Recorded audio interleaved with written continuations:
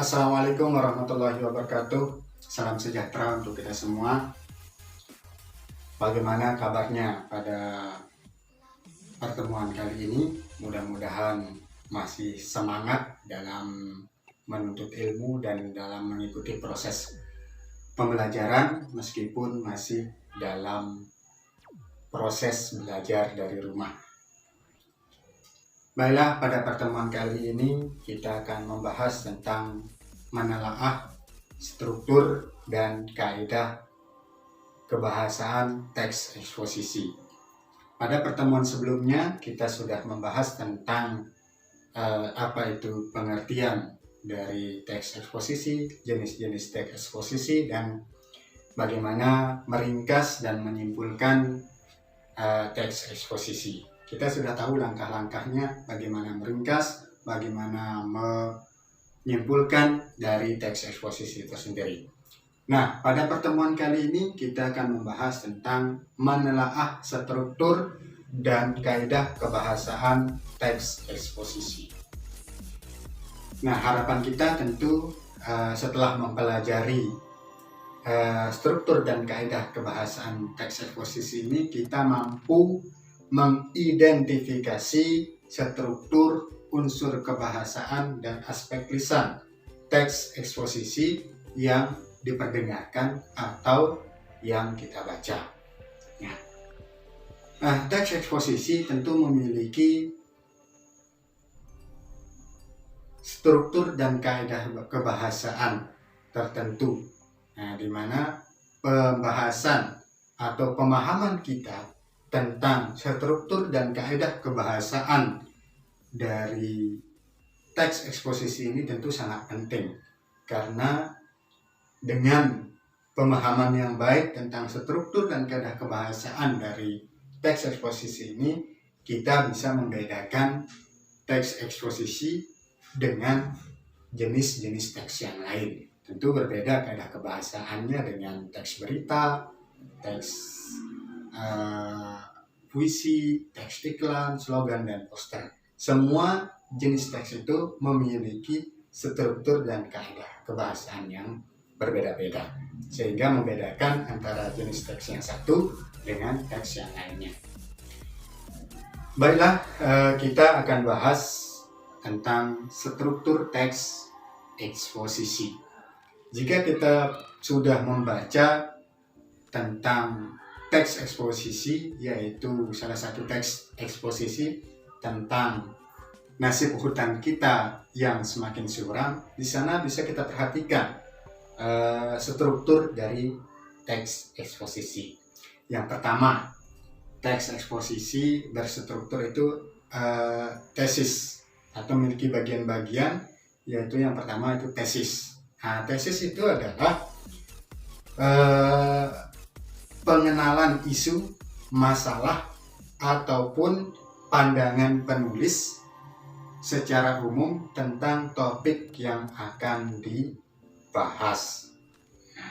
Tentu di sini tesis itu misalnya contohnya di dalam teks halaman, kalau di buku paket itu halaman 60 tentang nasib hutan kita yang semakin suram. Di sana ada sebuah paragraf yang berbunyi, jika pemerintah tidak cepat bertindak dalam 10 tahun mendatang, hutan Sumatera akan musnah dan diikuti oleh musnahnya hutan Kalimantan.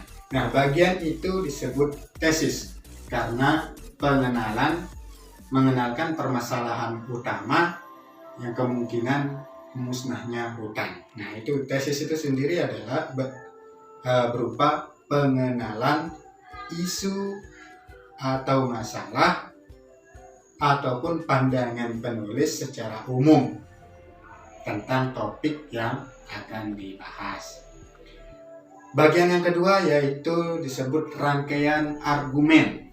Nah, rangkaian argumen itu berupa sejumlah pendapat atau argumen penulis sebagai penjelasan atau atas tesis yang dikemukakan sebelumnya. Artinya di sini rangkaian argumen itu adalah pendapat dari penulis atau argumen dari penulis sebagai penjelasan dari tesis yang tadi, tesis yang sudah dibuat, atau pengenalan atau masalah yang sudah dibahas pada topik di atas. Nah, yang ketiga itu adalah penegasan ulang. Nah, itu sebagai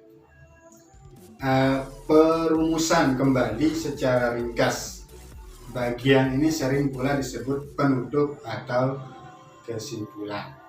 Nah, dari sini bisa kita lihat bahwa secara umum struktur teks eksposisi itu yang pertama adalah tesis, yang merupakan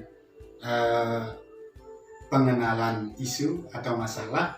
Yang kedua itu rangkaian argumen yang berupa pendapat dari penulis, yaitu penjelasan dari penulis tentang isu yang diangkat. Yang ketiga itu adalah penegasan ulang atau yang sering kita sebut sebagai penutup atau kesimpulan dari teks eksposisi yang dibuat. Nah, itu tadi kaitannya dengan struktur teks eksposisi.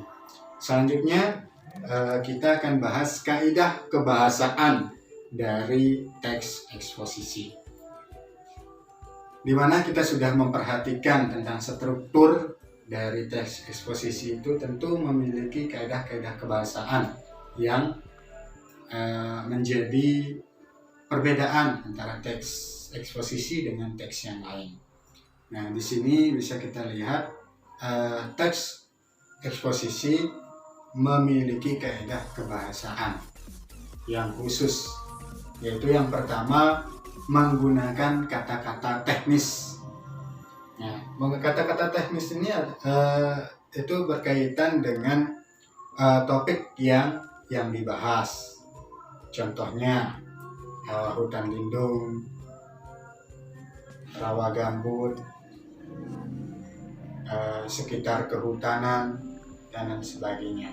Nah, istilah menggunakan kata-kata teknis ini artinya peristilahan, istilah-istilah yang sering digunakan yang berkenaan dengan topik yang dibahas di dalam teks eksposisi. Seperti contoh yang tadi, penebangan liar, hutan lindung, dan lain sebagainya. Itu merupakan contoh-contoh istilah atau peristilahan yang digunakan dalam teks eksposisi yang merupakan kaidah kebahasaan yang pertama, yaitu menggunakan kata-kata teknis atau peristilahan yang berkenaan dengan topik yang dibahas. Yang kedua, menggunakan kata-kata yang menunjukkan hubungan argumentasi atau sering disebut dengan kausalitas. Artinya kata-kata yang digunakan itu antara kalimat yang pertama dengan kalimat yang kedua itu saling berhubungan atau menggunakan argumentasi yang saling berhubungan yang sering disebut dengan kausalitas. Contoh, jika menggunakan kata jika, menggunakan selain itu, menggunakan sebab, menggunakan karena, dengan demikian, dan lain sebagainya. Yang ketiga, menggunakan kata-kata kerja mental atau mental verba. Nah, seperti diharapkan, memperhatikan, memperkirakan, menggunakan, menduga, berpendapat, berasumsi, menyimpulkan, dan sebagainya. Nah, itu kata-kata yang kerja mental, di mana di dalam teks eksposisi itu sering menggunakan kata-kata kerja mental seperti diharapkan, keadaan yang memprihatinkan, memperkirakan, menyimpulkan, dan lain sebagainya. Yang keempat, menggunakan kata-kata perujukan. Nah, seperti kata-kata perujukan ini berarti ada data yang ditampilkan atau ada data yang menjadi rujukan dari teks eksposisi itu. Misalnya menggunakan kata berdasarkan data, berdasarkan pendapat, itu merujuk pada pendapat. Artinya ada kalimat atau kata perujukan di situ yang dipakai. Nah, yang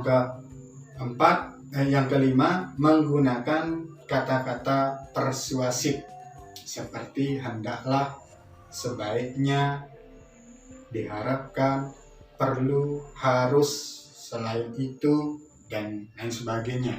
Teks eksposisi lebih sering menggunakan kata-kata denotatif, yakni kata yang bermakna sebenarnya kata itu belum mengalami perubahan ataupun penambahan makna. Nah, jadi di sini kaidah kebahasan teks eksposisi yang terakhir itu menggunakan kata-kata persuasif, yaitu artinya bersifat ingin mempengaruhi pembaca atau yang menelaah dari teks eksposisi itu sendiri. Artinya kata-kata yang digunakan itu ada kata diharapkan, perlu, itu merupakan kata-kata persuasif yang berusaha mempengaruhi pembaca. Ya. Nah, itu saja mungkin yang bisa kami sampaikan.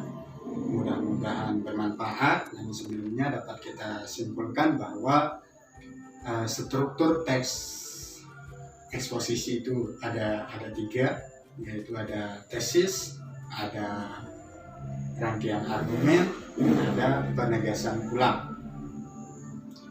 Yang kedua, kaidah kebahasaan dari teks eksposisi itu menggunakan kata-kata teknis atau istilah. Yang kedua, menggunakan kata-kata yang menunjukkan hubungan argumentasi atau kausalitas. Yang ketiga, menggunakan kata-kata kerja mental. Yang keempat, menggunakan kata-kata perujukan. Yang kelima, menggunakan kata-kata persuasif. Demikian, terima kasih atas perhatian kita semua. Semoga bermanfaat, tetap semangat. Assalamualaikum warahmatullahi wabarakatuh.